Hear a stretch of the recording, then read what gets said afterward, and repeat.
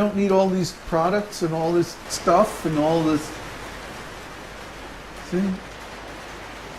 So the corporate media and the people who design the schools and the government and all these people, they don't want you to know about this.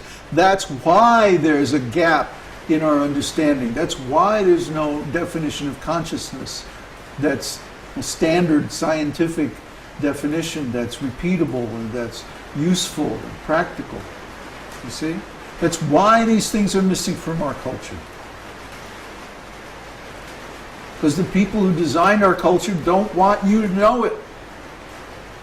They don't want you to know what you are. They don't want you to know how to be happy just by sitting and doing nothing. Oh, that would be horrible. Nobody would want to work. Just imagine. How horrible. But actually, people would work better. People would work much better, because then they would, if they knew that, they would know so many other things. Like, oh, I don't have to work for anybody else. Oh, I can just work for myself. Yeah, and at the end of the day, I can sit down under a tree and contemplate my consciousness. Aham Brahmasmi. Om Haribol. See? Then when you chant from that platform, oh, so wonderful.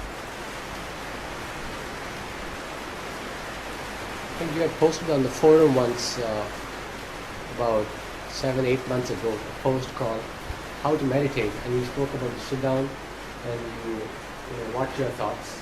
If some sound comes in, you watch the sound coming into your mind and let it go out. And that's how you observe your consciousness, and then chant your japa. Mm-hmm. That was very good. The microphone. Not to point your microphone. Oh. That's a very directional mic. Should I say it again? Yes, please. About 7 months ago or so, you had posted on the forum a post called How to Meditate on the Kurukshetra forum. And you talked about you sit down in a comfortable, quiet room, and you just close your eyes, maybe watch your breath for a few seconds, and then watch your thoughts. If a thought comes in, just watch it there and let it go out. If there's some disturbance, if a car honks, just watch the sound coming to your mind and let it go out. And this way, slowly you become aware of your own consciousness. Who is watching? Who is hearing? Who is thinking? So then we become aware that all our thoughts, intelligence, mind is something that we are watching. So we become aware of ourselves as consciousness. Mm-hmm. And then we start to chant our japa. Yeah, you chant from that platform. That's very nice, very powerful.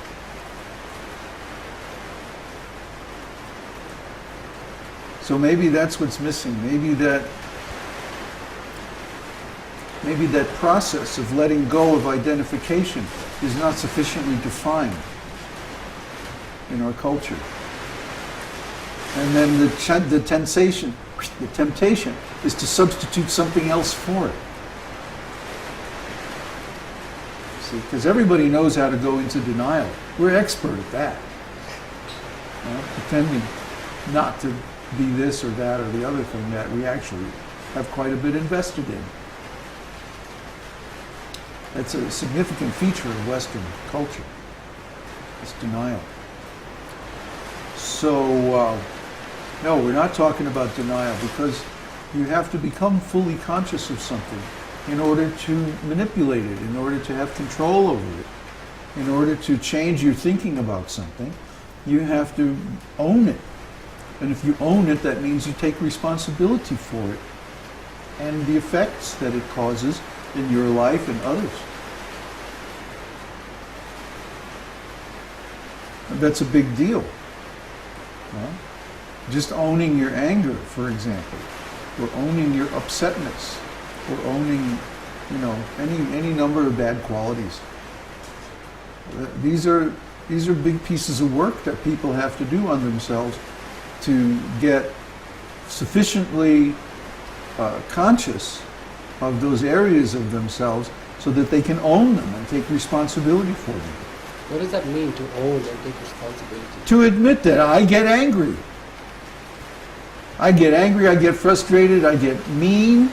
Sometimes I'll speak harshly to people. All kinds of stuff like that. And I do that. And that's me, I do that. That's mine, and I have to take responsibility for that. See? I caused so-and-so to feel upset. I did this and that, and this other person didn't understand that where I was coming from, and then they saw me as being a mundane personality because I got angry, or because I spoke harshly, or because I did this. And going back and seeing that, my anger at my godbrothers was immense. It took me a year and a half of intensive primal therapy to get over that, to where I could finally let that go and say, okay, I'm not angry at them anymore. Because first I had to get over the fact that I had suppressed that anger, and it was eating me up inside, and that's why I had heart problems. So first it had to come out, and I had to own it fully, and then I had to express it, and then only I could work towards letting it go. This is psychology. This is like mental hygiene or emotional hygiene. This is preliminary to even Brahman realization. What to speak of pure devotional service? Pure devotional service is so high, try to understand. You have to be so clean, so clear, so self-realized to attain pure devotional service. It's a huge piece of work. It takes years, especially from the platform of ordinary human consciousness, which is so aberrated and so neurotic and so mixed up. So try to understand, these are all preliminary things, and if you don't handle them, you're going to have to go back and handle them later, because you will find your progress blocked.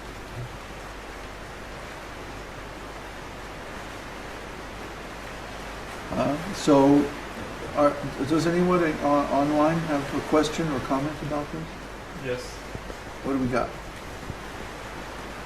Okay.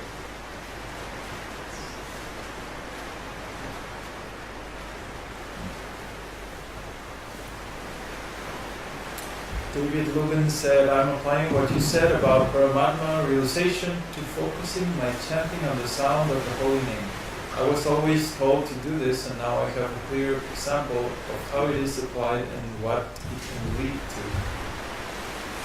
Mother Swati said, I get it that I am not my body and I am the soul.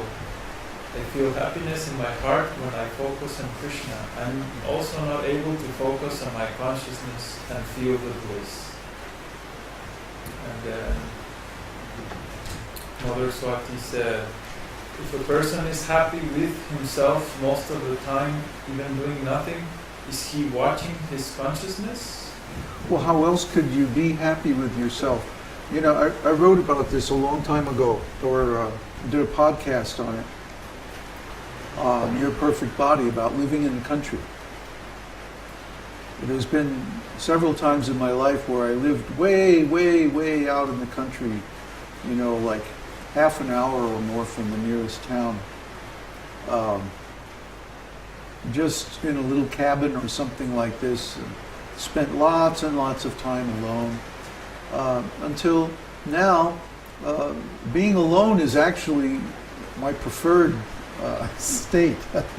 If I could live just way out in the country in a little cabin and all by myself, I'd be so happy, you know.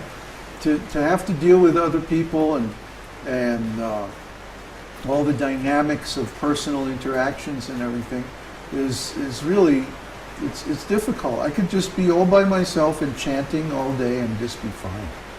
You know, so try to understand what I'm doing now is like an austerity. You know, I can't imagine how Prabhupada could leave Vrindavan and go to the West and be around all of these like degraded hippies and preaching and all this, you know, must have been so much trouble for him. It was such a great sacrifice, such a huge austerity for him to do that.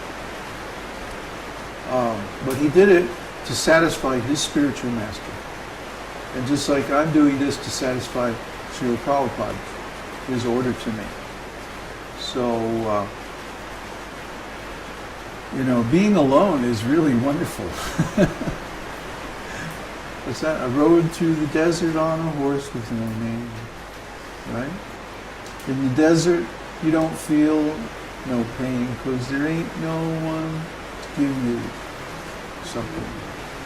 Anyway, the fact that you are alone means actually that you are with Krishna.